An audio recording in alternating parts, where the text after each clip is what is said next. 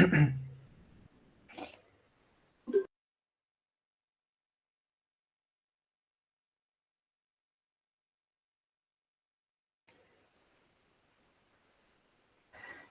bismillahirrahmanirrahim. Assalamualaikum warahmatullahi wabarakatuh. Alhamdulillah rabbil alamin. Assalatu wassalamu ala asrofil anbiya'i wal mursalin wa ala alihi wa sahbihi rasulillah ajma'in, amma ba'du.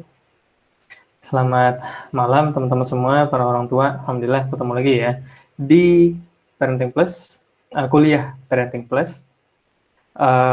Yang kedua ya, alhamdulillah kita semua diberi kesehatan, khususnya di tengah lagi banyaknya meningkatnya ya kasus COVID-19 ya. Mudah-mudahan kita dan keluarga bisa terus bersyukur ya, masih diberikan kesehatan yang banyak oleh Allah. Begitu. Seperti biasa, kuliah Parenting Plus terbagi menjadi 2 sesi. 30 menit pertama pembahasan materi, simple aja, singkat, praktis, to the point. Lalu 30 menit kedua pembahasan, diskusi. Jika ada pertanyaan, lalu ada ya semacam tantangan atau tugas atau PR bagi teman-teman yang mau ngerjain. Yang nggak mau ngerjain ya nggak apa-apa juga, karena untung ruginya ya di teman-teman sendiri ya. Di sini kami hanya membantu mendampingi aja. Begitu. Ya, alhamdulillah kemarin kita udah belajar tentang salah satu basic atau dasar perkembangan, yaitu, ada yang masih ingat? Mudah-mudahan masih ingat ya. Yaitu apa? Salah satu dasar perkembangan yang penting untuk kita pahami, yaitu nature dan nurture ya. Bagaimana kita membedakan, mengenali faktor-faktor yang secara alami memang menjadi bagian dari perkembangan anak, dan apa saja faktor lainnya yang merupakan pengaruh dari kita dan dari lingkungan terhadap perkembangan anak. Nah, buat teman-teman yang kemarin belum ikut, mungkin bisa nonton rekamannya di YouTube Parenting Plus. Soalnya masih nyambung gitu ya. Jadi kalau agak bingung malam ini, kalau baru ikut malam ini, ya nggak apa-apa ya, santai aja. Begitu. Jangan lupa dicatat juga poin-poin yang penting dari apa yang kita bahas. Oke, kemarin juga sebagian teman-teman udah ngerjain tantangannya yang diberikan, dan alhamdulillah saya lihat semuanya bagus, tepat. Nah, ada satu yang bagus banget sih, saya lupa siapa ya, saya lupa atas nama ibu siapa yang sudah mengerjakan salah satu tugasnya, dan bagus banget gitu hasil analisisnya. Cuma kebetulan saya belum sempat membahas semuanya ya, kan soalnya agak bingung ngeresponnya gitu ya, mau diposting di mana. Kayaknya sih enaknya semua tugas dan tantangan ya yang sudah dikerjakan, kayaknya saya bahasnya di channel Telegram aja ya. Ya jadi memaksa dalam tanda kutip memaksa teman-teman sekalian supaya ikut channel Telegram ya gitu. Soalnya agak susah kalau dibahas di platform yang lain untuk mempostingnya kayak gitu. Jadi nanti ikuti di channel Telegramnya Parenting Plus. Nah, malam ini kita lanjutkan satu lagi dasar perkembangan yang penting untuk kita pahami sebagai orang tua. Oke?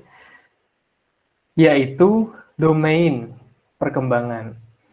Domain gitu ya. Apa sih domain perkembangan? Oke, sekali lagi saya mengingatkan, di kuliah Parenting Plus ini bukan tanpa alasan namanya kuliah. Gitu ya, karena ini memang beneran belajar loh. Jadi kayak kuliah, karena itu dicatat ya, jangan lupa dicatat poin-poin yang penting, disiapkan catatannya. Karena akan sangat mungkin banyak istilah-istilah atau kata-kata baru yang mungkin teman-teman baru dengarkan gitu dan belum dapatkan di tempat lain. Ya wajar aja, karena memang di sini saya buat gaya memang kuliah, serius belajarnya gitu. Nah, domain perkembangan itu bisa dibilang sini ya, teman-teman bisa lihat. Bayangkan satu masakan yang tersusun dari berbagai bahan baku ya. Oke lah, anggap aja nasi goreng ya. Ada nasi, ayamnya, minyaknya, telur, sayur, bawang putih gitu ya. Dan yang lainnya, yang semuanya itu ya harus diperhatiin, bener nggak? ya. Nasinya mesti gimana, bawangnya seberapa, ya kan? Uh, apa namanya, kecapnya seberapa, telurnya seberapa, agar menjadi satu masakan nasi goreng yang enak ya. Kurang lebih analoginya seperti itu ya. Nah, domain itu seperti bahan baku ya, seperti jadi ini ya. Nah, sebagaimana satu masakan itu tersusun dari berbagai komponen-komponen ya sama. Seorang manusia, perkembangan manusia itu juga tersusun dari beberapa hal ya, beberapa komponen gitu. Nah, itulah yang disebut domain itu tadi ya. Jadi domain itu adalah area-area atau aspek-aspek atau komponen-komponen perkembangan, ya sama lah, ya itu sinonimnya gitu. Nah, yang mana dalam setiap kita aspek-aspek tersebut atau domain tersebut gitu ya, dia ikut tumbuh dan berkembang mengikuti pertambahan usia. Oke. Nah, ini kita pahami konsepnya dulu ya. Kita pahami konsepnya dulu, nanti kita lihat di kenyataannya seperti apa. Nah, tapi penting kita pahami dulu konsepnya. Oke. Jadi, kenapa penting bagi kita mengenali aspek-aspek perkembangan anak? Kenapa penting bagi kita mengenali domain-domain perkembangan anak tersebut? Karena domain-domain itulah yang di sini ya. Oh, ini udah mentok. Saya gedein lagi. Karena domain-domain itulah yang mempengaruhi gimana anak kita sekarang berperilaku, cara dia bicara, cara dia memahami sesuatu, ya, cara dia memecahkan masalah, cara dia mengelola emosinya, cara dia mungkin berteman dengan teman sebayanya misalnya, cara dia merespon ketika ditegur atau ketika dimarahin, kemudian permainan apa yang lebih dia sukai, mana yang kurang dia sukai, kenapa dia menolak makan, kenapa dia masih susah mungkin pakai pakaian sendiri dan yang lainnya. Nah, itu semua perilaku tersebut ya dipengaruhi oleh domain-domain perkembangan ini. Gitu. Karena itu penting bagi kita mengenalinya nantinya. Masing-masing ada apa aja, ada banyak domain-domain tersebut. Dan perlu kita kenali pada anak-anak kita satu persatu. Dan kalau teman-teman bisa ya memahami perkembangan anak, bisa memahami aspek-aspek pada setiap perkembangan anak, insya Allah teman-teman akan, saya bisa bilang, selangkah lebih maju, ya, selangkah lebih maju dibanding orang tua yang belum mempelajari, gitu. Kenapa? Ini udah kita bahas ya kemarin di pertemuan kuliah Parenting Plus yang pertama. Banyak perilaku anak-anak ya di usia berapapun mereka saat ini itu kita kurang paham perilaku tersebut itu apa dan gimana, sehingga cenderung kita salah atau kurang tepat meresponnya, meskipun ya nggak setiap saat salah gitu, enggak ya gitu, tapi sangat cenderung mudah kita terjebak merespon atau mendidik anak, gampangnya gitu ya, dengan cara yang salah. Kenapa? Karena kita nggak paham perilaku mereka ini kenapa. Seperti yang kemarin kita bahas, contohnya adalah anak usia 1 tahun 3 bulan yang, kalau masih ingat, yang menolak makan, ya. Setelah sebelumnya usia 1 tahun itu MPASI, wah semuanya dimakan gitu ya. Maksudnya ya enak lah kita nyuapin apa aja, semuanya masuk gitu. Terus tiba-tiba ya 1 tahun 3 bulan, 1,5 itu susah makannya luar biasa gitu ya, yang tadinya mudah sekarang malah nolak terus kalau dikasih makan gitu. Apalagi kalau kita ajak makan sesuai jadwal, wah itu memusingkan gitu ya. Nah, kenapa anak-anak kayak gitu? Kita udah bahas kemarin, karena sebetulnya di rentang usia tersebut ya, itu anak-anak secara alami, kalau ingat nature dan nurture pekan lalu ya, secara nature, secara alami memang sedang muncul dorongan independennya, artinya dorongan untuk mandiri. Itu ya. Jadi manusia itu udah fitrahnya loh sebenarnya ya, udah ada fitrahnya kok. Ya, ingin mandiri gitu. Sejak sejak lahir sekalipun itu sudah ada perilaku-perilaku yang bisa kita amati itu menunjukkan ada dorongan atau keinginan untuk mandiri.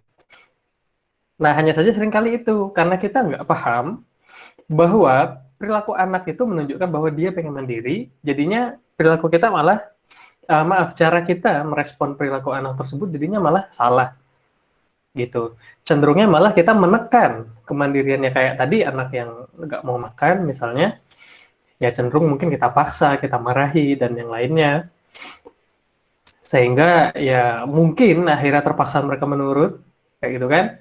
Tapi sebetulnya lebih jauh lagi, lebih dalam lagi, yang kita lakukan itu sebenarnya sedang menghambat ya, menghambat kebutuhan alami atau perkembangan alami pembentukan kemandiriannya anak-anak.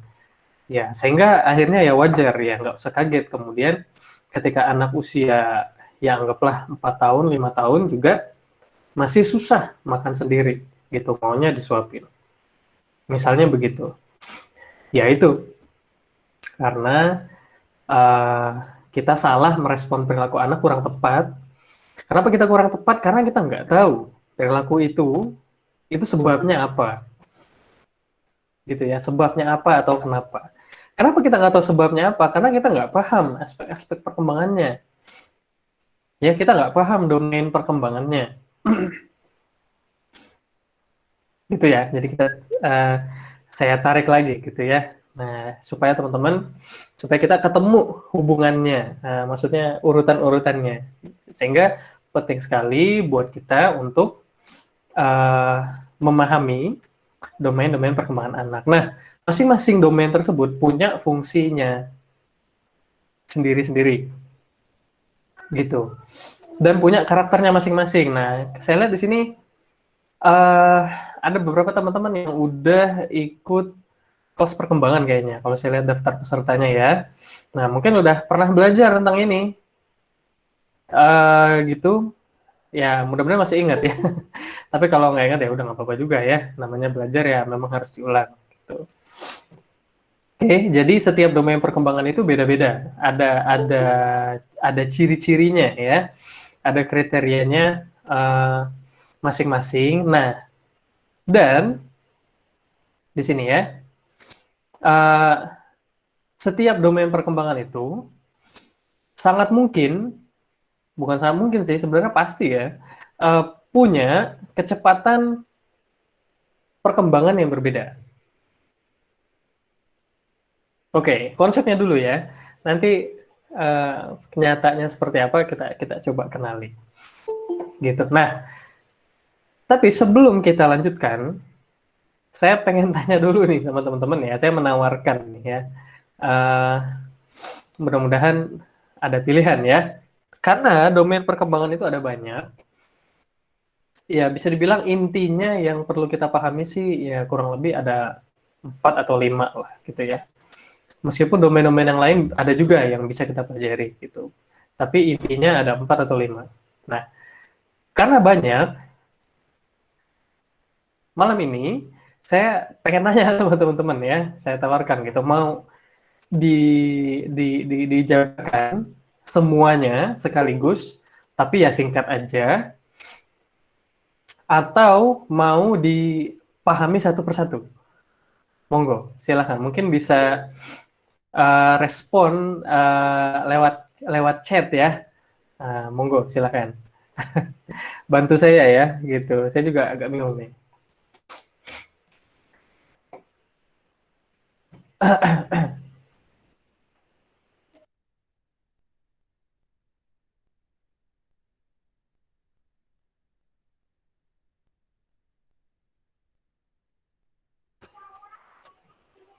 Ya, baik. Alhamdulillah saya lihat di sini pada responnya satu persatu ya. Oke. Ya, betul ya. kata Ibu Ulfi, biar lebih mendalam, nggak sekilas ya, betul. Bagus sih, cuma ya konsekuensinya agak lama gitu. Apa namanya, jadi belajarnya gitu ya. Nggak, ya yang jelas nggak cukup malam ini aja, jadi kemungkinan pekan depan masih akan kita lanjutkan. Insya Allah. Oke. Okay? Wah, masih ada yang baru bergabung ya. Nah, selamat datang bagi teman-teman yang baru bergabung. Silahkan diikuti ya. Nanti yang ketinggalan bisa nonton rekamannya. Cuma saran saya, karena ini kuliah, ya. Karena ini kuliah, jadi saya akan selalu mengikhtiarkan memulainya tepat waktu. Jadi monggo kalau nanti pertemuan selanjutnya mau diikhtiarkan untuk bisa tepat waktu atau sebelum mulai jam 8 bisa sudah hadir gitu ya. Oke. Jadi ada ini bisa teman-teman baca ya.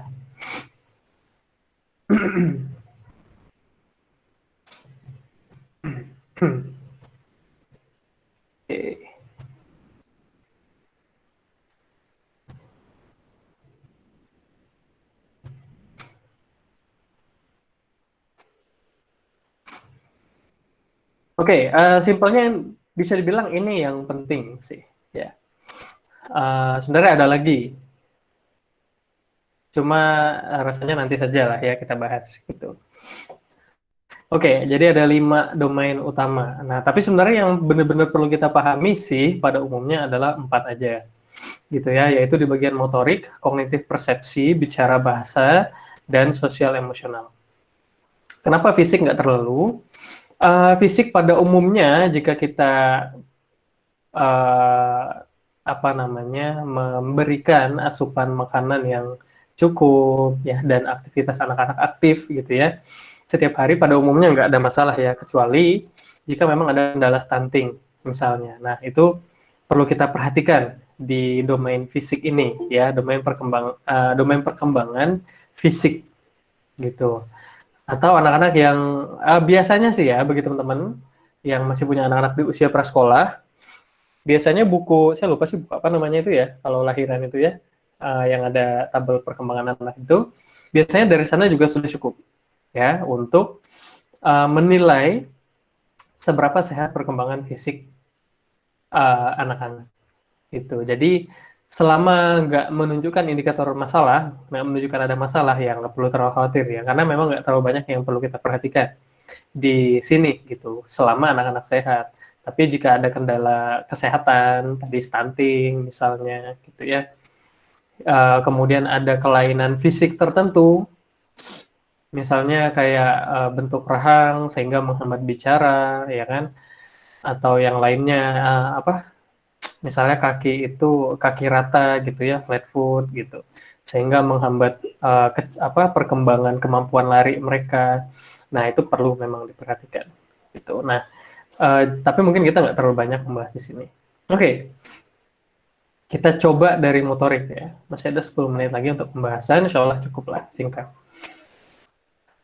Motorik umumnya terbagi menjadi besar atau kasar, ya sama aja lah ya. Ini beda istilah aja.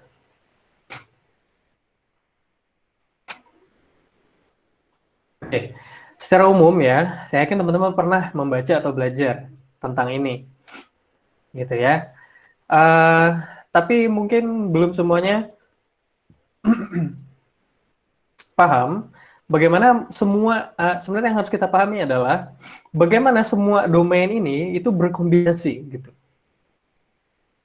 Berkombinasi menghasilkan sesuatu perilaku pada anak. Atau bagaimana semua domain ini itu berkombinasi memunculkan sebuah masalah perkembangan. Nah, ini penting.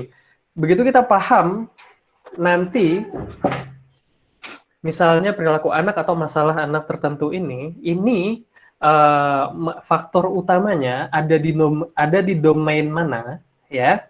Kita jadi tahu mesti ngapain. Nah, sederhananya begitu. Kayak diagnosa dokter lah gitu ya. Nah, begitu kita paham domain, kemudian kita melihat perilaku anak saat ini yang bermasalah apa, yang membuat kita kesulitan, yang membuat perkembangan mereka terhambat itu apa, kita nanti bisa menilai gitu. Ini faktor terbesarnya ada di mana sih? Gitu ya. Pengaruh terbesar penyebab masalahnya ini ada di mana? Gitu. Sehingga kita jadi tahu mesti ngapain. Setidaknya kita punya gambaran dan kita bisa menyusun rencana. Oke, berarti saya mungkin mesti nampingin ini dan ini. Nah, jadi teman-teman nggak meraba-raba lagi. Ya, saya rasa sebagian besar dari kita mesti pernah ada di posisi meraba-raba, ya kan? Dalam menghadapi permasalahan tumbuh kembang anak.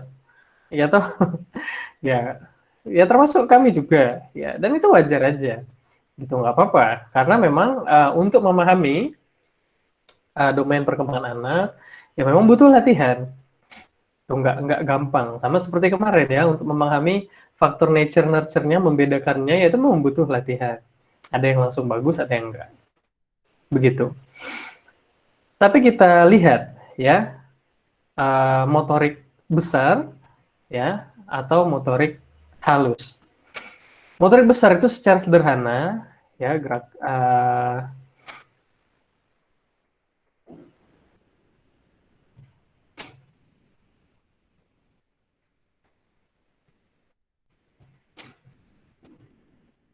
secara sederhana begitu ya. Motorik besar itu jalan, lari, melompat, kemudian bergantung ya, misalnya anak kita suka manjat tuh ya, kemudian suka gelantungan di tiang misalnya kayak gitu kan, jungkir balik, kemudian ya apalagi silahkan dibayangkan sendiri.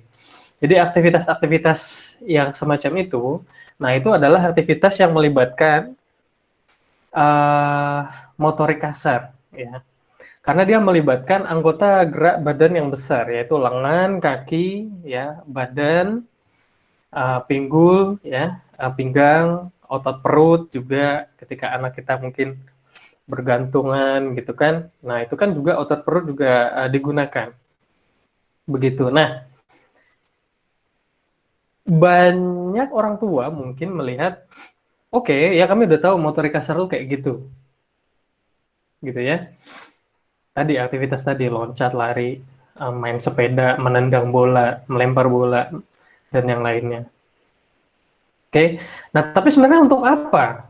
Apa dampak dampak utamanya atau apa fungsi utamanya sebenarnya? Nah, banyak orang tua mengira ya kan bahwa ini tuh adalah untuk olahraga gitu ya. Artinya untuk anak-anak yang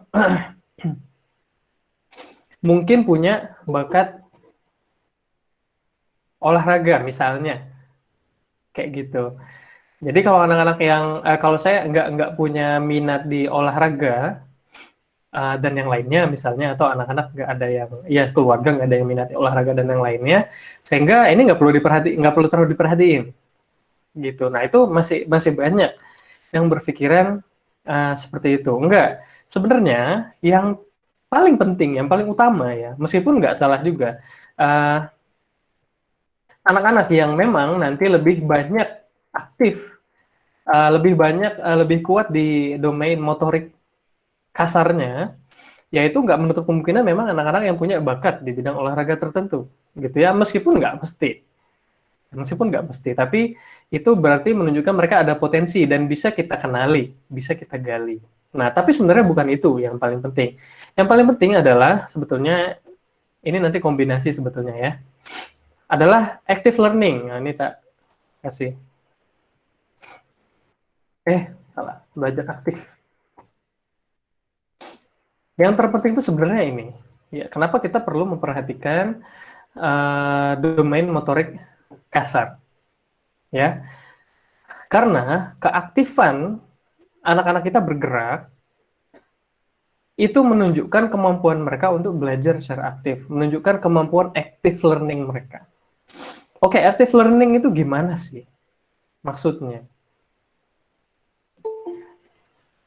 Ya, belajar aktif itu gimana maksudnya?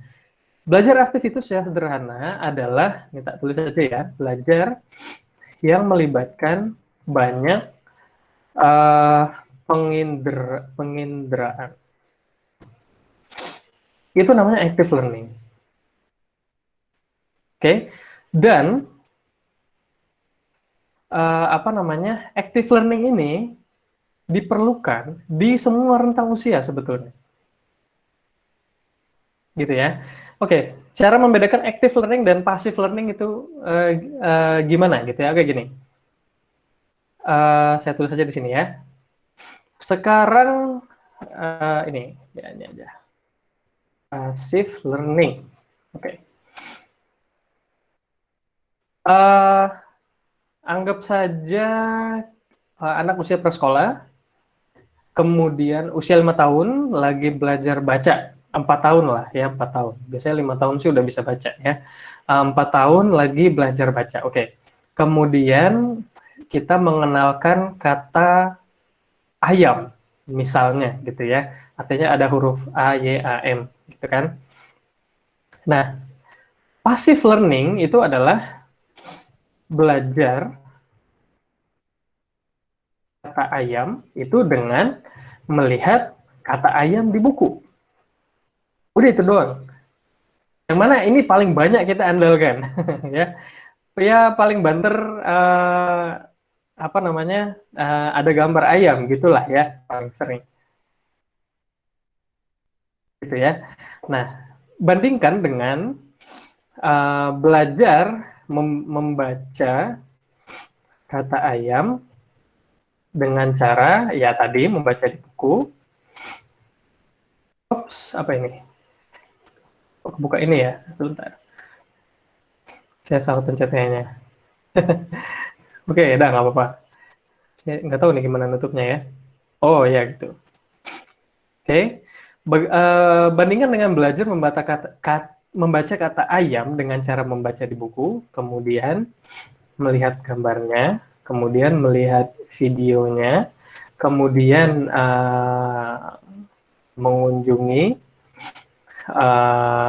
kandang ayam misalnya, atau memelihara langsung, ya, kemudian melihat proses pemotongan ayam, ya, sampai digoreng, misalnya gitu ya. Nah, oke. Okay.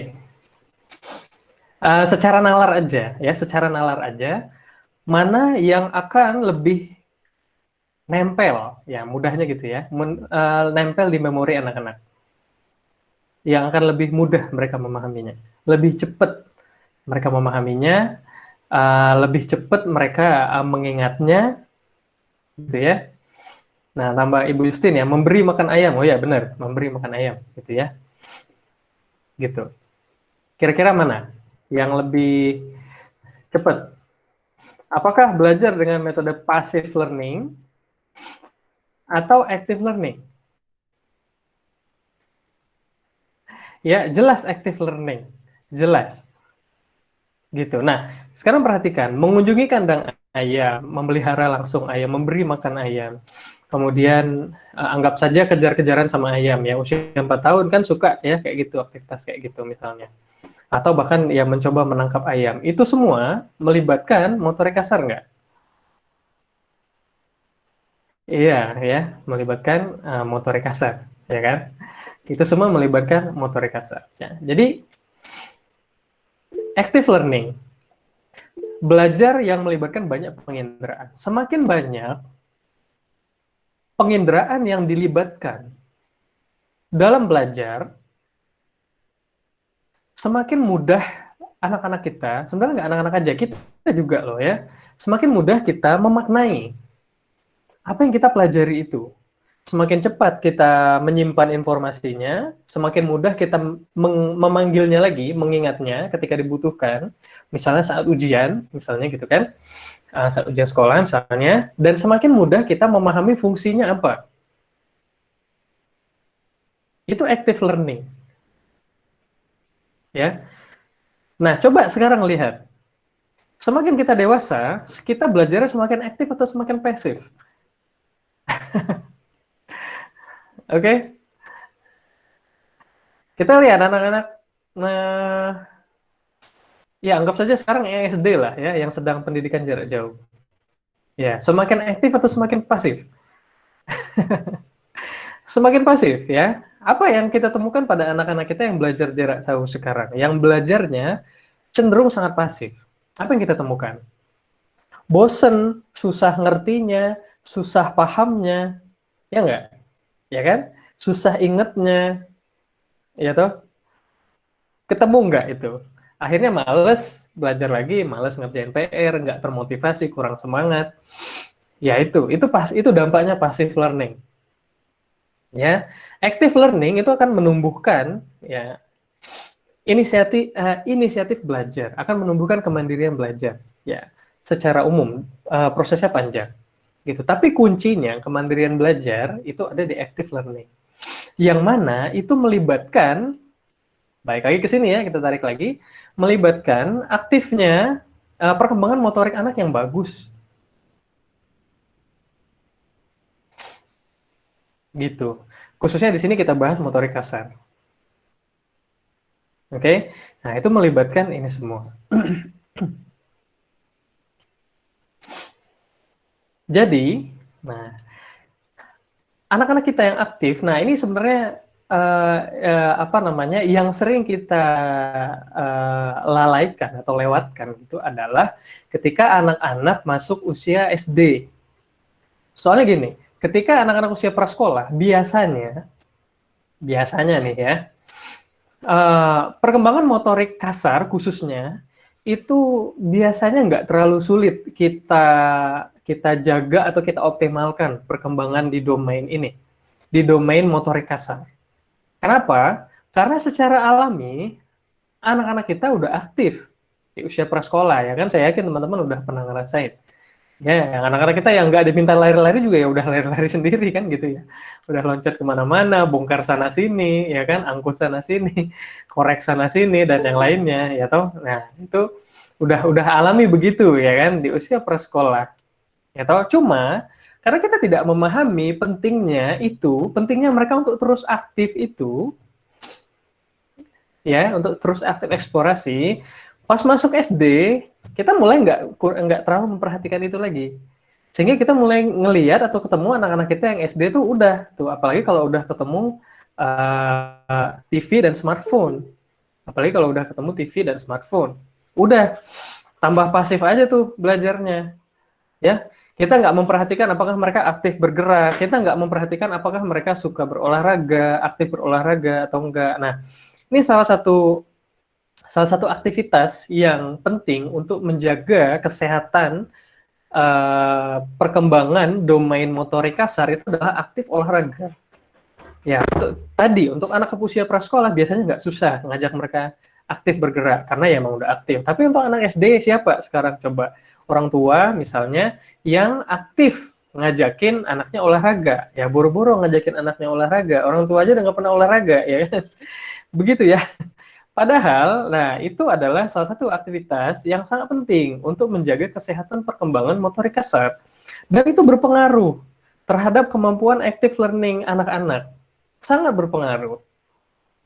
Ya, semakin anak-anak kita terbiasa menerapkan active learning, artinya semakin bagus perkembangan di domain motorik kasar mereka, ya, semakin mudah mereka belajar. Semakin mudah mereka tuh mendorong diri mereka belajar, memotivasi diri mereka untuk belajar. Semakin pasif belajarnya, artinya semakin sedikit anak-anak bergerak, semakin kurang aktif anak-anak bergerak, semakin jarang motorik kasarnya dilatih atau dijaga perkembangannya, maka semakin pasif mereka belajar. Kalau semakin pasif mereka belajar, semakin susah mereka untuk memotivasi dirinya sendiri untuk belajar. Yang kita pengen kan itu. Kalau dimotivasi dari orang tua ya tiap hari kan, tiap hari diomelin kan, ya udah itu udah dimotivasi. Tapi kan yang kita inginkan anak bisa memotivasi dirinya sendiri. Ya, kemandirian belajar itu yang kita bangun. Ya, sayangnya kita nggak merawat ini, gitu. Sehingga kita membiarkan anak-anak kita belajar pasif aja, gitu. Apalagi yang membiarkan anaknya misalnya di usia SD ya udah lumayan lengket dengan smartphone dan TV misalnya kayak gitu. Jangan teman-teman nggak usah pusing ya dan nggak usah bingung. Kenapa anak saya susah banget lepas dari smartphone dan TV? Nggak usah bingung karena satu-satunya penyebabnya adalah diri kita sendiri, bukan yang lain. gitu ya. Nah, jadi nggak usah bingung ya kalau anak-anak kita di SD sudah terlalu lengket dengan smartphone dan TV sehingga belajar mereka tuh udah pasif banget ya. Dorongan mereka untuk aktif eksplorasi ketika belajar itu kurang sekali. Nah, di usia SD contoh belajar aktif itu gimana? Contoh belajar aktif di usia SD, buat mading, buat eksperimen, ya, mengumpulkan benda-benda di luar, kemudian dicatat, dipraktekkan dan yang lain. Itu semua melibatkan gerakan motorik kasar loh. Ya, nah itu selain olahraga tadi. Jadi ada banyak sekali aktivitas yang bisa kita kembangkan untuk anak-anak dalam menjaga kesehatan perkembangan domain motorik kasarnya, supaya mereka bisa tetap active learning, menjaga active learning itu sepanjang usia sekolah mereka. Dan ya tentu saja sepanjang usia mereka, harapannya dewasa pun mereka juga aktif sampai dewasa kayak gitu ya. Eh, apa namanya, alurnya gitu ya, sistemnya, caranya bekerja itu seperti itu. Nah ini penting sekali. Nah, ada banyak sekali aktivitasnya sebetulnya. Mungkin saya nggak bisa memberikan banyak contohnya di sini. Mudah-mudahan nanti kita bisa ada kesempatan untuk membahasnya di kesempatan yang lain. Tapi bagi teman-teman yang mau belajar lebih dalam gitu ya, lebih mahir lagi tentang bagaimana kita bisa mendampingi atau merancang aktivitas bermain ataupun belajar anak-anak yang bisa membantu mengembangkan domain perkembangan mereka ini, termasuk salah satunya domain motorik, itu teman-teman bisa ikut kelas main bertujuan, ya. Kalau mau, kalau enggak juga ya nggak apa-apa, gitu ya. Nah itu kalau mau, silakan bisa ikut kelas main bertujuan. Kelas main bertujuan itu dibuka terus, ya. Artinya teman-teman daftar langsung mulai belajar. Nggak ada tanggal mulai dan tanggal selesainya, gitu. Jadi memang kelasnya seperti itu. Teman-teman bisa langsung ikutan belajar dan alhamdulillah tiap hari teman-teman yang udah ikutan ya itu selalu memposting aktivitas mereka setiap hari bersama anak-anak dan seru gitu ya, sangat menginspirasi. Nah itu kalau bagi teman-teman yang mau lebih mendalami gitu, silahkan aja. Intinya adalah bagaimana nanti kita bisa mengenali gitu ya. Nah ini salah satu penyebab malesnya anak-anak usia SMP, SMA sekarang belajar ya ini salah satunya, ya bukan satu-satunya ya, tapi salah satunya karena mereka sudah sangat menumbuhkan passive learning. Karena apa? Karena kita nggak rawat perkembangan motorik kasarnya. Kita biarkan saja, cenderungnya gitu aja. Karena ya itu tadi ya, banyak orang tua bilang motorik kasar ya udah yang penting lari, loncat, gitu doang ya kan. Nanti kalau udah sekolah ya nggak perlu lagi ya. Salah, nggak seperti itu. Itu ya, itu akhirnya anak-anak kita mengembangkan passive learning dan terus dibawa sampai sampai SMP, sampai SMA gitu ya. Sehingga susah buat mereka untuk semangat belajar. Nah, itu pengaruhnya ke sana. Itu sebenarnya yang paling penting. Selain tentu saja ada dampak kesehatan jelas. Ya, ada manfaat kesehatan, ada juga manfaat terhadap stres, resistensi stres. Anak-anak yang cenderung aktif, bagus perkembangan domain motorik kasarnya, sehat gitu ya. Itu ini saya tambah aja di sini ya. Meningkatkan stress resistance. Nah, silahkan dicatat ya. Atau daya tahan terhadap stres. Ini teman-teman sekalian. Oke. Anak-anak yang terbiasa aktif learning, anak-anak yang bagus perkembangan motorik kasarnya, itu cenderung lebih resisten terhadap stres. Mereka nggak mudah murung, nggak mudah down ketika tugasnya terlalu banyak, ketika mungkin teman-temannya mengganggu mereka, atau lagi kecewa sama temannya, lagi dimarahin gurunya, dan yang lainnya, itu mereka nggak mudah murung dan nggak lama murungnya. Nah, itu kan salah satu pengalaman stressful ya buat anak-anak gitu. Tapi mereka nggak mudah terjebak di dalamnya. Kayak gitu. Kenapa? Ya ini tadi ya. Karena perkembangan motorik kasarnya bagus, mereka aktif bergerak. Nah, ini secara kesehatan berpengaruh terhadap daya tahan terhadap stres. Nah, ini sih sebenarnya juga dibahas di kelas main bertujuan Tuh, jadi kalau mau lebih dalam lagi ya silahkan saja. Oke, alhamdulillah udah lewat ya. Pasti kurang deh menjelasinnya, ya nggak apa-apa. Uh, kita udah membahas tadi salah satu poin yang terpenting, kenapa kita perlu memperhatikan dan memahami domain perkembangan di domain motorik kasar. Nah, insya Allah di kesempatan selanjutnya kita akan masuk ke perkembangan domain motorik halus. Nah, ini penting.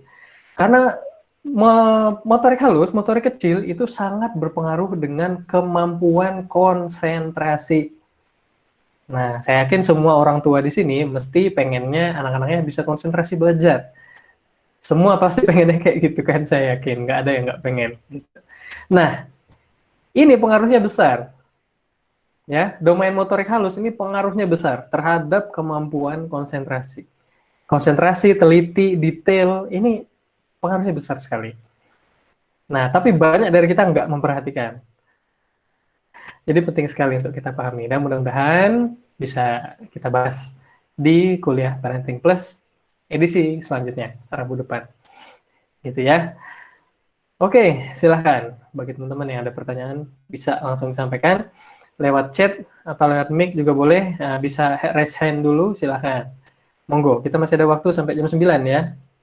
Sekitar 18 menit. 17 menit. Silahkan. Bisa raise hand dulu ya kalau mau nanya.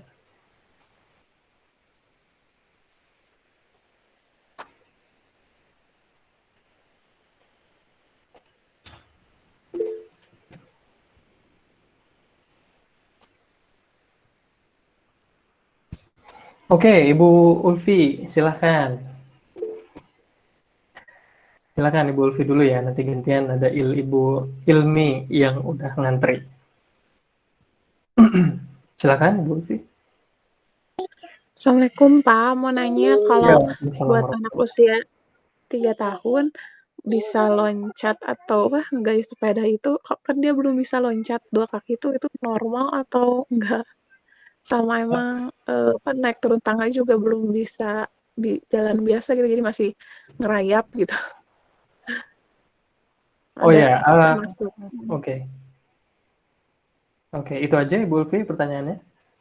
Ya itu aja paling. Jadi Oke. apa sih, karena aku juga kurang ngajak dia main ke sana kemari gitu, jadi emang Oke.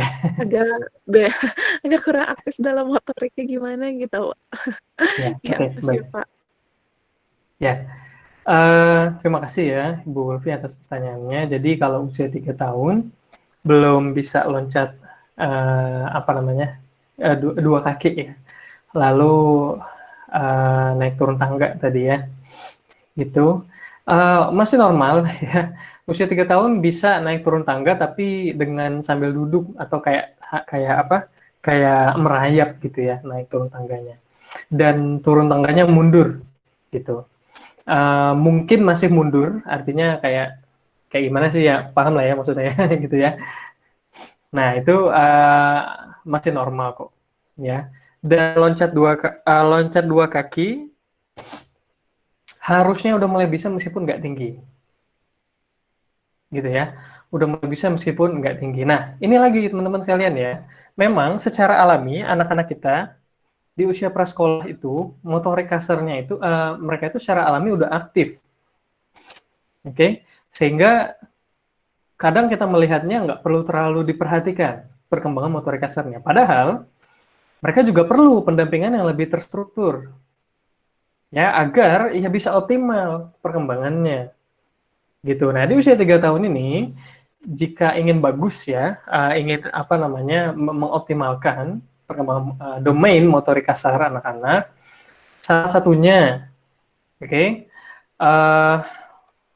berjalan di garis lurus, boleh dibuat garisnya. Kemudian diajak lari sambil berkelok-kelok, kayak gitu. Kemudian meloncat dari atas kursi atau meja yang rendah, gitu. Itu diajak, ya jangan takut. Mesti ada yang jatuh lah, ya ada yang kepentok dan yang lainnya, ya memang kayak gitu ya. Harus kayak gitu kalau ini kalau pandangan pribadi saya. Oke, agar anak-anak kita itu mereka bisa nge-push ya, mereka bisa mendorong potensi motorik kasarnya. Ya, nanti akan ketemu begitu anak-anak kita tahu di mana batasan dirinya, akan ketemu anak-anak kita itu sangat aktif sekali. Ya. Yang begitu mereka udah sangat aktif itu ya secara otomatis domain motorik kasarnya udah terbantu perkembangannya, khususnya di usia prasekolah. Nah, masalahnya kalau udah di usia SD itu tadi ya, kan anak-anak kita udah nggak kayak gitu lagi, ya kan? Maksudnya kalau udah di usia SD, anak-anak kita kan udah nggak kayak lari-lari loncat sana sini nggak jelas kan udah nggak kayak gitu. Ya, jadi gimana kita menjaga domain motorik kasarnya? Ya itu kita perlu ya ilmu tambahan gitu, agar kita bisa merancang aktivitas yang pas untuk anak-anak. Gitu. Nah, di usia 3 tahun itu tadi yang bisa dicobakan loncat, jalan garis lurus, kemudian bermain apa sih? Saya dulu pas kecil itu saya lupa nama permainannya, tapi yang di tanah atau di lantai itu kita buat apa kotak-kotak gitu ya, kotak-kotak lalu kita loncatin, ada yang loncatnya kakinya kebuka, terus saya lupa itu namanya apa ya. Nah itu loncat apa itu ya. Nah itu sangat menyenangkan. Ya mungkin engkle ya. Nah itu kalau orang Sunda mungkin bilangnya engkle ya. Kalau di saya bukan engkle namanya, cuma nggak tahu apa ya. Nah gitu. Itu nah ada yang jengket, nah itu beda lagi. Saya nggak baru dengar ya.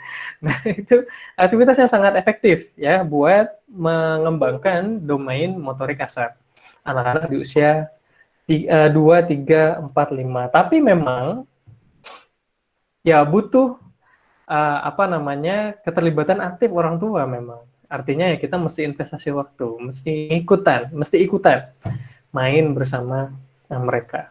Main kejar-kejaran, main lempar-lemparan balon, ya. Apalagi yang terbayang. Intinya gini ya, intinya yang mengajak mereka bergerak dengan koordinasi. Kuncinya di situ. Ya, bukan sekedar lari-larian, tapi ada koordinasi di sana, ada kelokan, ada putaran, ada loncatan yang berjarak, ada loncatan yang dari tinggi ke rendah gitu. Nah, jadi ada koordinasi. Intinya di situ. Mudah-mudahan Ibu Ulfi kebayang ya. Nah, jadi silahkan nanti mengembangkan aktivitas-aktivitas yang melibatkan melatih koordinasi ya, gerak motorik kasar anak-anak. Sederhananya begitu. Oke, mudah-mudahan bisa bermanfaat. Kita lanjutin ya. Mohon izin, Ibu Ilmi Yatul Jannah, silakan. Iya. Bismillah, Assalamualaikum warahmatullahi wabarakatuh, Pak. Waalaikumsalam warahmatullahi wabarakatuh. Ya, nama saya Ilmiatul Jannah. Saya izin bertanya perihal tema yang minggu kemarin, boleh? Boleh, silakan. Oh iya, kemarin itu dijelaskan bahwa anak itu rentang usianya 1 sampai 12 tahun. Nah, Bapak juga menjelaskan salah satu cara untuk mengarahkan karakter bawaan anak yang istilahnya kita anggap negatif itu dengan cara negosiasi. Nah, sedangkan untuk umur 1 tahun, ada anak yang memang berbicaranya tidak lancar, bahkan ada yang belum bisa berbicara lewat gestur seperti itu. Nah, bagaimana sedangkan tadi solusinya negosiasi, nah itu bagaimana Pak? Itu pertanyaan pertama. Dan pertanyaan kedua, perihal domain motorik ini, saya juga pengajar ya Pak ya, anak-anak didik saya itu rentang usia SD. Nah, saya kadang ketika mengajak mereka bermain sambil belajar itu suka bingung ketika melibatkan banyak motorik anak gitu, yang laki-laki lebih aktif, sedangkan yang perempuan itu lebih pasif. Jadi agak susah untuk membalancekan gitu. Untuk menyeimbangkan suasana kelas itu bagaimana ya Pak solusinya? Seperti itu. Terima kasih. Ya, baik, terima kasih Bu Ilmi atas pertanyaannya. Jadi yang pertama, tadi pertanyaan pertama ya terkait bagaimana merespon perilaku anak yang cenderung nature ya, gitu, yang cenderung alami bawaan, khususnya di usia 1 tahun karena belum bisa negosiasi, karena mereka belum bisa komunikasi. Iya betul, ya. Mereka belum bisa bicara memang.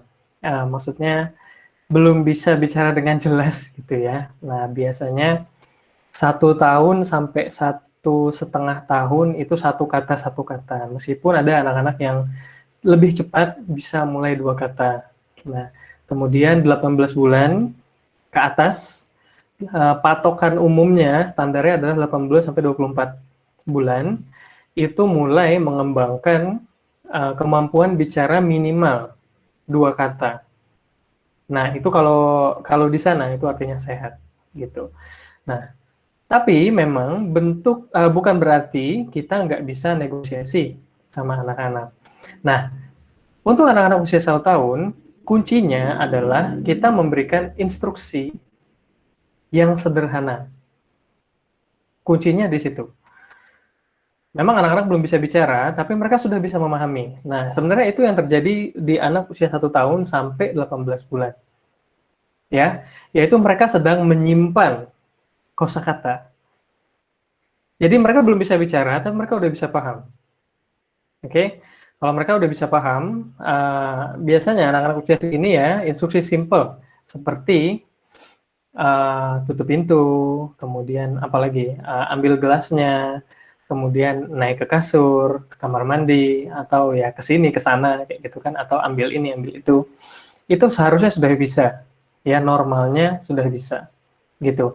Nah, kalau udah bisa itu artinya anak-anak sudah mampu memahami instruksi sederhana. Nah, dalam respon perilaku mereka yang cenderung nature dan mungkin apa namanya ya susah kita ngejelasinnya gitu ya, agar mereka bisa mengerti, usahakan sebisa mungkin itu tadi, gunakan instruksi yang paling mereka bisa ngertiin. Gitu ya. Gunakan instruksi yang paling bisa mereka ngertiin. Mungkin kalau ada contoh kasusnya akan lebih enak kita membahasnya, tapi nggak apa-apa. Secara sederhana konsepnya seperti itu. Misalnya, ya kebetulan saya juga ada yang usia 1 tahun ya. Maksudnya ada anak saya yang udah baru 1 tahun 6 bulan gitu. Dan apa namanya, salah satunya dia itu mungkin nature-nya aktif, jadi suka atau mudah banget maunya mainnya keluar rumah, gitu kan. Nah, bagaimana cara kita menegosiasi ya, sementara mainnya pengennya di luar rumah terus, gitu kan. Bagaimana cara kita mengkomunikasikannya gitu, ya simple aja. Kalau saya dan istri ya, biasanya nggak boleh keluar, ya kan? Atau mainnya di dalam pagar aja. Nah, sebutnya di dalam pagar aja, di dalam pagar aja. Misalnya seperti itu. Nah, itu satu tadi, ada 2 opsi ya, nggak boleh keluar, artinya kita membatasi, kita sedang mengajarkan anak tentang aturan. Artinya nature mereka sedang berusaha kita kondisikan, kayak gitu. Atau opsi yang kedua, kita fasilitasi, tapi dengan batasan. Ya, kayak opsi yang kedua tadi, yaitu dia boleh main keluar, tapi di dalam pagar aja. Ya pagarnya juga ditutup sih, gitu. Jadi dia nggak bisa buka karena memang berat, kayak gitu kan. Nah jadi gitu caranya kita mengarahkan, kita berkompromi lah saya bilang ya, terhadap sifat nature-nya anak-anak. Ya, dalam banyak kesempatan memang kita perlu banyak ngerti.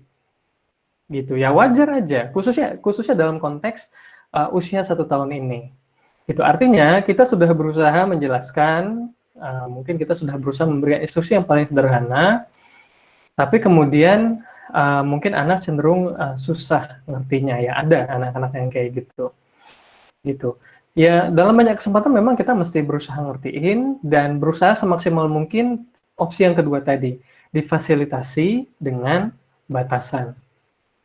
Misalnya contohnya tadi ya, pengen main keluar terus, ya udah main di luar gitu. Tapi hanya di dalam pagar aja, nggak boleh keluar pagar misalnya kayak gitu. Nah ini mungkin saya bilang ilustrasinya mungkin kayak gitu ya. Nah mudah-mudahan nanti bisa diterapkan di konteks permasalahan yang Ibu Ilmi sedang hadapi. Sesimpel mungkin, berikan instruksi yang sesimpel mungkin dan anak udah bisa ngerti. Dicari-cari aja, dicoba-coba aja instruksi seperti apa yang dia udah bisa ngerti. nggak boleh ini ya, nanti jangan ke situ ya, nanti begini begini begini. Nah, itu nggak simple, itu bukan instruksi sederhana. Dan anak setahun nggak bakal ngerti, gitu ya. Anak setahun nggak bakal ngerti, nggak boleh ini ya, nanti gini gini gini, gitu. Harus makan ya, nanti lapar. Itu belum, ya. Secara kognitif memang belum. Nggak bisa kita paksain ya, bukan anak-anak kita bodoh, enggak. Tapi memang belum, gitu ya, di usia 1 tahun.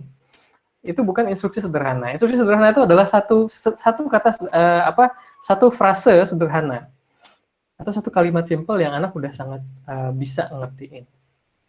Gitu. Mudah-mudahan itu ya dapat gambaran terkait pertanyaan yang pertama. Nah, kemudian terkait pertanyaan yang kedua, dan alhamdulillah kayaknya terakhir ya, udah mau jam 9. Ya.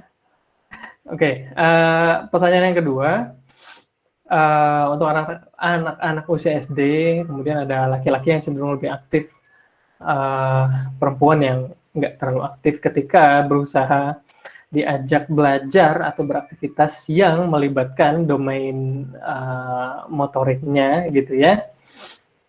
Ya, itu memang ini bagian dari manajemen kelas sih sebetulnya, ya. Memang nggak bisa kita paksakan, gitu. Karena yang kita handle adalah banyak anak, ya kan. Saya nggak tahu ya Bu Ilmi menghandle berapa orang anak. Cuma paling ideal sebetulnya, formasi ideal ya, satu pengajar itu menghandle satu kelompok anak-anak yang terdiri dari yang jumlahnya 7 orang, 8 orang maksimal. Itu kalau kita ingin setiap aktivitasnya yang kita berikan pada mereka, aktivitas belajar ataupun bermain, itu bisa maksimal. Dan rasio ini agak sulit kita akali memang, tapi kita mesti melihat kenyataannya juga ya. Kenyataannya di pendidikan di Indonesia kebanyakannya ya satu guru bisa ya mungkin belasan gitu ya, atau puluhan anak gitu, sehingga wajar banyak instruksi yang kita berikan, aktivitas tertentu atau permainan tertentu, akhirnya banyak nggak optimal gitu, dan itu nggak apa-apa. Ya, sebetulnya nggak apa-apa. Nah, mungkin Ibu bisa tadi ya, permasalahan pertama adalah masalah rasio. Kalau itu bisa dihandle ya silahkan. Tapi kalau enggak juga ya jangan dipaksakan. Karena ya ini terkait dengan kebijakan sekolah kan, mau menempatkan berapa guru di satu kelas dan untuk berapa orang anak. Cuma rasio paling sehat adalah 7-8 orang, itu aja yang bisa saya sampaikan. Kalau bisa diusahakan segitu ya silakan, kalau enggak ya nggak apa-apa, karena memang kenyataannya pendidikan kita ya masih begitu. Oke, nah yang kedua adalah silahkan Ibu bisa membuat aktivitas atau instruksi aktivitas yang simple aja, yang simple dan berbeda-beda, menyesuaikan preferensi masing-masing anak. Anggap saja mungkin 20 orang, kemudian ada berapa kelompok, ya gitu ya, dibagi menjadi 4 kelompok misalnya, gitu ya. 20 orang artinya satu kelompok 5 orang. Ada yang laki-laki, ada yang perempuan. Kita kenali, ya, seperti apa, seberapa aktif mereka, mana yang aktif, mana yang pasif, gitu ya. Nah, Ibu Ilminya keluar, ya udah nggak apa-apa, gitu. Kemudian kita sudah menyiapkan atau kita berusaha sebaik mungkin menyiapkan aktivitas, merancang aktivitas yang berbeda-beda, yang nggak usah beda jauh banget sih ya, tapi beda-beda untuk masing-masing kelompok, tapi itu masih mengarah ke satu tujuan yang sama. Secara konsepnya seperti itu. Mungkin yang bisa saya sampaikan gitu ya pendapat saya. Jadi, udah gabung kembali Ibu Ilminya. Nah, jadi bagaimana kita bisa punya kumpulan, koleksi aktivitas, saya bilangnya gitu ya, koleksi aktivitas yang beragam, tapi tujuannya sama gitu, sehingga masing-masing kelompok anak itu kita beri ruang untuk memilih aktivitas mereka sendiri. Itu nggak apa-apa loh sebetulnya, ya, kalau menurut pendapat saya gitu. Hanya saja memang ya kita perlu memberikan instruksinya dan biarkan anak-anak memilih. Nah, Itulah kenapa pentingnya kita itu memahami cara mendesain aktivitas. Gitu ya, cara merancang aktivitas yang menyesuaikan kebutuhan perkembangan anak-anak ya. Salah satunya sebenarnya yang sedang dialami Ibu Ilmi saat ini gitu ya. Artinya ada anak-anak yang berada di level perkembangan motorik yang berbeda. Yang satu lebih aktif, yang satu cenderung nggak terlalu aktif. Khususnya perempuan. Nah ini lagi-lagi ya, ada faktor gender juga memang ya. Biasanya anak perempuan itu nggak terlalu diperhatikan perkembangan motorik kasarnya. Ya, karena itu tadi banyak orang tua beranggapan bahwa motorik kasar itu berarti olahraga gitu. Enggak. Ya, berarti harus aktif olahraga, harus jadi anak yang mungkin punya bakat olahraga dan lain-lain, padahal enggak seperti itu. Nah, sehingga banyak akhirnya anak-anak perempuan kita tuh pasif sekali. Coba lihat ya, anak perempuan kita yang SMP, SMA, mana yang rajin olahraga, yang rajin bergerak, yang aktif. Agak susah kelihatannya gitu ya, itu mereka udah passive learning banget karena kurang diperhatikan perkembangan motorik kasarnya. Nah, jadi silahkan kita pahami domain perkembangan anak, apa yang penting, lalu kita berusaha rancang aktivitas yang itu beda-beda, mungkin beda-beda bentuknya, yang nggak harus beda jauh banget, tapi dia memfasilitasi perkembangan domain motorik kasar. Kebayang ya maksud saya. Jadi nggak harus sama aktivitasnya untuk semua anak-anak. Nggak harus sama. Bahkan sangat mungkin sangat baik kalau nggak sama sebetulnya. Gitu ya. Jadi masing-masing kelompok boleh memilih aktivitas mereka sendiri. Beda, tapi memfasilitasi domain perkembangan yang sama. Sederhananya begitu. Ya, secara konseptual. Mudah-mudahan kegambar ya, dan mudah-mudahan ada kesempatan untuk kita bisa bahas kembali entah itu di channel atau di kuliah Parenting Plus selanjutnya, gitu. Oke, iya nggak apa-apa Ibu Ilmi, silakan nanti rekamannya bisa diakses di YouTube ya. Mungkin baru kita upload besok sih, gitu. Oke, mungkin ya satu lagi deh, ada pertanyaan dari Bu Firantika nih, orangnya masih ada nggak ya? Oh ada, ya udah oke. Bagaimana jika perkembangan anak 2 tahun geraknya terlalu aktif, sedangkan untuk bicara belum jelas? Apakah normal? Kalau aktifnya ya normal sih, ya. Kalau terlalu aktifnya mungkin maksudnya gimana? Terlalu aktifnya sama sekali nggak bisa diem. Kalau diajak baca buku gitu ya, atau main apa gitu nggak ada yang sama sekali bisa diem, ya itu kemungkinan ada masalah ya, ada gangguan atensi. Tapi kalau enggak sih, anak-anak 2 tahun aktif itu ya memang harusnya begitu ya, memang harusnya begitu dan bagus gitu. Nah, hanya saja di bagian bicaranya belum jelas. Belum jelas ini maksudnya gimana ya maksudnya? Kalau sering lari-lari ya sehat kok Bu ya, 2 tahun ya harus begitu. Oke, ya pagi-pagi diajak aja lomba lari, lomba loncat-loncatan, atau lomba ngejar bola gitu, ya bagus. Ya 2 tahun sangat bagus, gitu. Untuk dilatih begitu. Nah, mungkin bagian bicara belum jelasnya ini gimana gitu ya? Apakah mengucapkan katanya belum jelas? Kalau mengucapkan katanya belum jelas, tapi udah kalimat minimal 2 kata, ya itu normal, memang begitu. Memang begitu, ya. Sampai 3 tahun juga masih banyak anak-anak kita yang masih salah pengucapan kata-kata, itu normal. Sampai 3 tahun memang iya. Gitu ya, masih misalnya kursi disebut meja, pesawat dibilang sepawat gitu kan. Apalagi yang suka kebalik-balik. Misalnya gitu ya. Saya kayak anak saya juga dulu suka kebalik-balik gitu ya ngucapinnya gitu. Ya udah itulah ya, mungkin pesawat jadi sepawat dan lain-lain. Nah, itu masih normal aja gitu ya. Di usia 3 tahun kalau masih suka salah penyebutannya. Dan itu hanya di beberapa kata aja. Tapi kalau hampir semuanya kebalik-balik, nah, ini mungkin ada kendala. Ya, ini mungkin ada kendala persepsi atau kendala kognitif mungkin, tapi ya perlu kita kenali lebih jauh. Kayak gitu. Nah, tapi kalau hanya nggak jelas di beberapa kata masih salah ngucapinnya kebalik-balik, itu masih wajar di usia 2 tahun. Kunci sehatnya adalah 1 kalimat 2 kata. Itu pertama. Yang kedua, di usia 2 tahun bisa mengikuti setidaknya 2 instruksi berturut-turut. Oke, bisa memahami 2 instruksi berturut-turut. 2 instruksi berturut-turut itu maksudnya gimana? Contohnya ya, 2 instruksi berturut-turut adalah tutup pintunya, terus ke kamar mandi. Misalnya kayak gitu. Adik tutup pintunya terus langsung ke kamar mandi ya, misalnya dia mau pipis misalnya kayak gitu. Gitu ya. Atau mau makan, adik ambil piringnya terus duduk ya. Makannya duduk gitu. Ambil piringnya terus duduk ya. Nah, kalau udah bisa ngerti 2 instruksi berturut-turut itu sehat aja. Bagus, normal. 2 indikatornya ya. Kalimat 2 kata minimal dan bisa mengikuti 2 instruksi berturut-turut.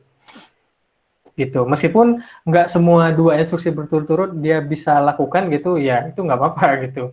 Artinya nggak harus semua instruksi, nggak harus semua 2 instruksi berturut dia bisa semua, ya enggak. Gitu. Tapi sebagian besarnya anak-anak udah bisa. Gitu ya.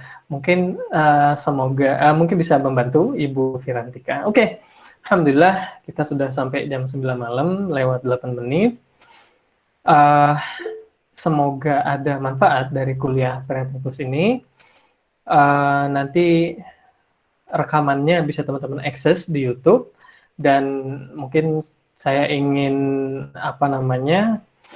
kasih reminder aja ya bagi teman-teman yang mungkin mau lebih memperdalam lagi tentang bagaimana kita bisa memberikan aktivitas bermain yang menyenangkan, yang memenuhi, mengoptimalkan kebutuhan perkembangan anak-anak, yaitu bisa ikutan kelas main bertujuan. Bisa ikut kelasnya kapan aja, jadi kalau nggak bisa ikut sekarang, bulan depan juga nggak apa-apa, silahkan aja, bebas, kayak gitu. Karena kelasnya dibuka terus. Lalu pengingat bahwa insya Allah hari Jumat Sabtu kita ada workshop kemandirian baca tulis buat anak usia prasekolah, dan besok pendaftarannya terakhir, karena kelasnya dimulai hari Jumat dan Sabtu. Cuma 20.000 aja. Saya bilang cuma karena emang murah banget loh teman-teman ya. Soalnya saya sharing dikit ya. Soalnya kami Parenting Plus ini memang berkomitmen untuk menyediakan kelas belajar yang terjangkau. Karena kelas parenting itu mahal-mahal.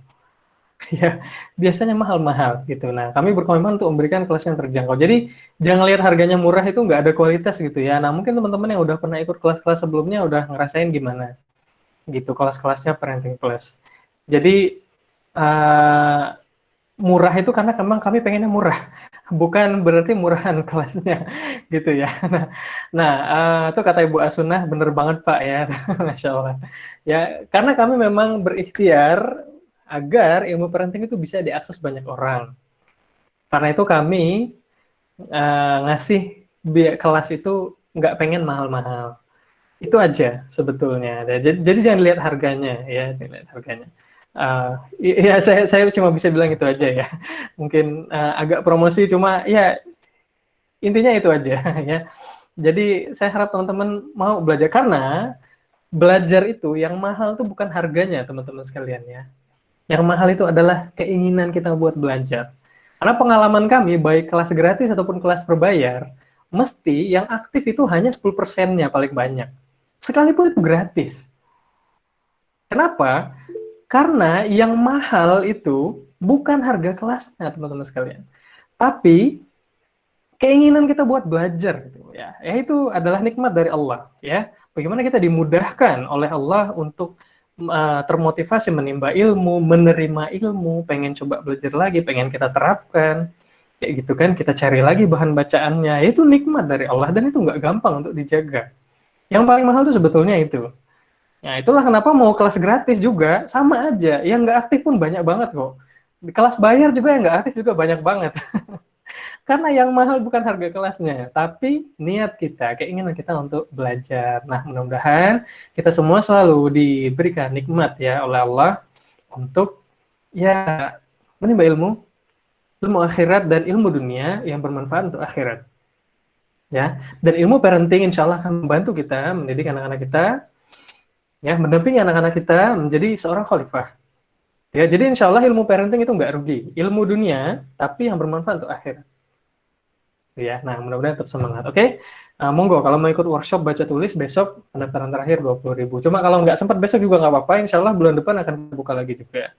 gitu. Jadi nggak perlu khawatir, akan kami buka lagi gitu, nggak apa-apa. Oke, terima kasih. Saya mohon maaf atas kesalahan pengucapan. Mungkin kita cukupkan dengan membaca doa kafaratul majlis. Subhanakallahumma wa bihamdika asyhadu an la ilaha. Ya, selamat malam teman-teman semua. Selamat beristirahat. Sampai ketemu di kuliah Parenting Plus pekan depan. Ya, terima kasih. Assalamualaikum warahmatullahi wabarakatuh.